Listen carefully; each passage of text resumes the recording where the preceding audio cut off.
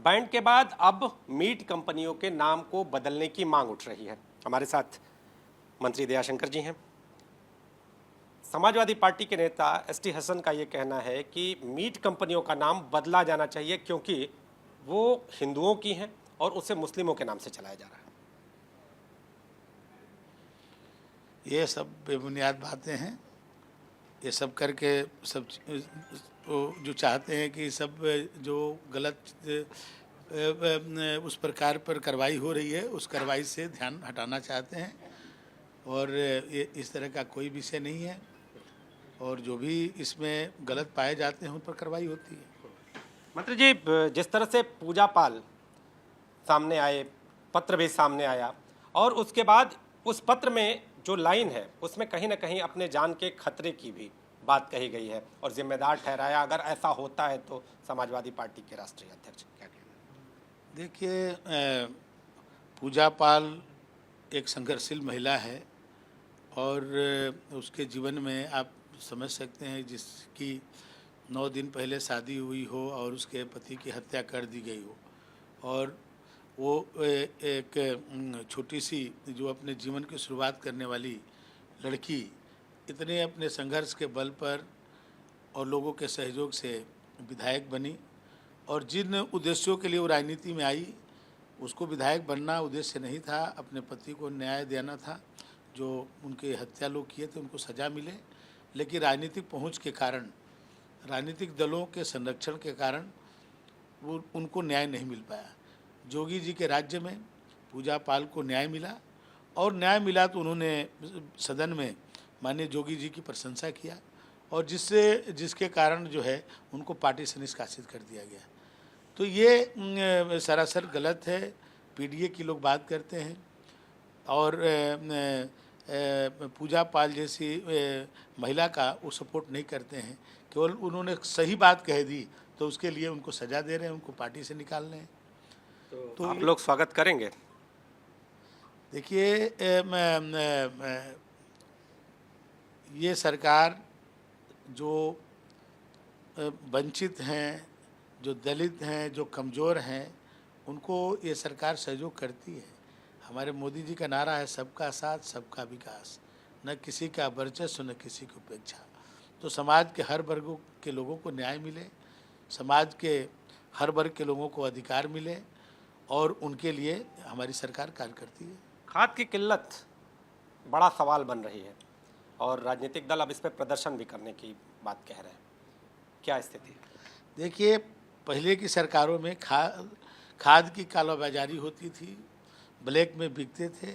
आज आप देखिए कभी भी आज जो है इस तरह की स्थिति नहीं आती है। इस समय ज़रूर है कि लोगों ने अपने खेती को जो पर लोगों ने ज़्यादा ध्यान दिया है और अपने खेती की आय को दुगना और तिगुना करने के लिए लोगों में जागरूकता आई है।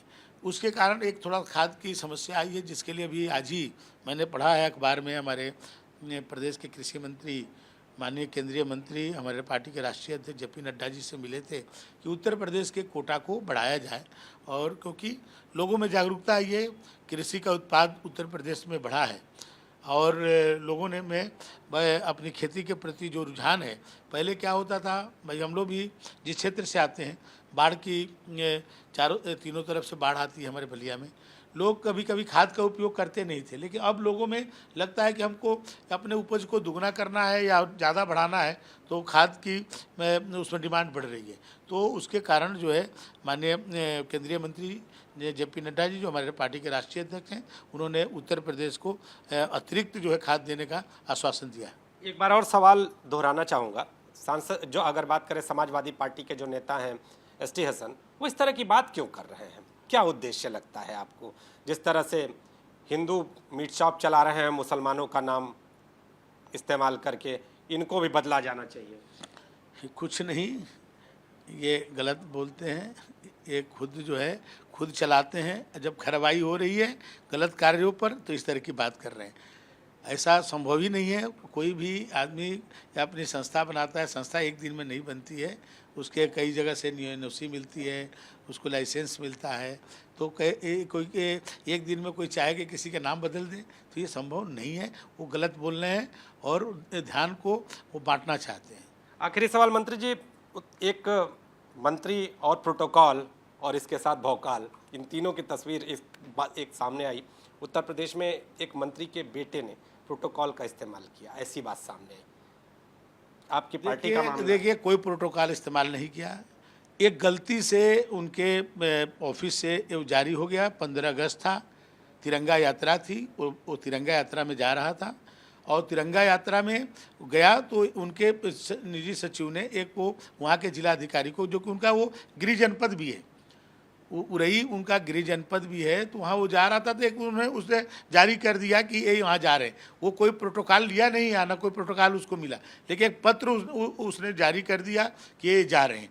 कभी कभी ऐसा भी होता है, हम ही लोग हैं, हम लोग के परिवार के लोग कहते हैं कि हमको ईपी भवन में जाना है, एक कमरा बुक कर दिए, तो हम लोग लिख देते हैं कि हमारे परिवार के सदस्य जा रहे हैं, एक हमारे गेस्ट के रूप में इनको एक कमरा आवंटित करें। तो ऐसा नहीं कि वो प्रोटोकॉल का उपयोग करते हैं, ये कभी सामान्य भी होता है। लेकिन राजनीति में हम लोग हैं तो हम लोग को इससे बचना चाहिए। हम लोग को इससे बचना चाहिए कि हमारे परिवार के लोग को हमारे को भी विभाग में या हमारे कोई उसमें उनका हस्तक्षेप न रहे, किसी भी प्रकार का न रहे।